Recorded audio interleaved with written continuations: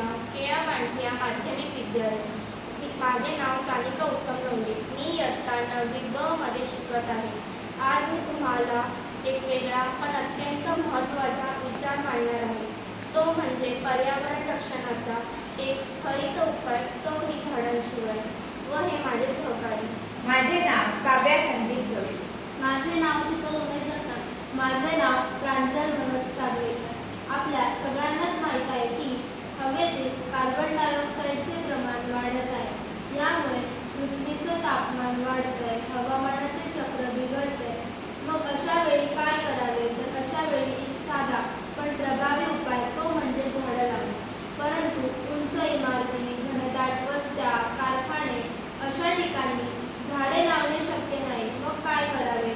तर अशा वेळी साधा पण प्रभावी उपाय, तो म्हणजे शेवाळ. इथे आपण शेवाळ घेतली आहे. एक पारदर्शक बाटली घेतली आहे.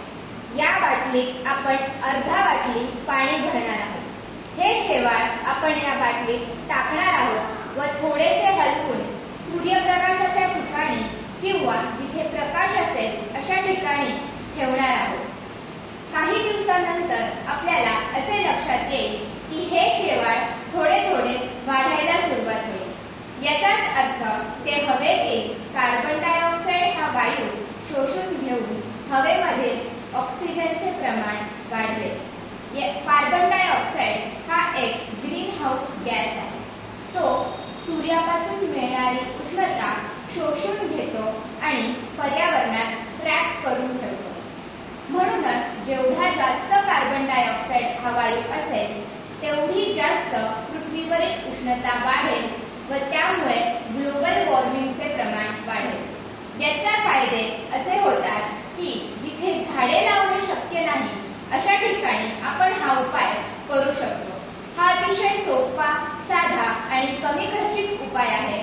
त्याचे पर्यावरणाला कोणतेही हानिकारक परिणाम भोगावे लागत नाही.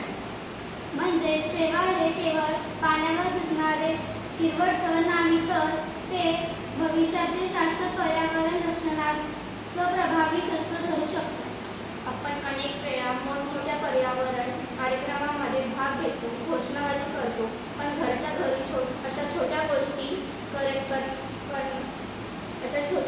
करू शकतो. तर हे खरं मोठं योगदान ठरू शकतं.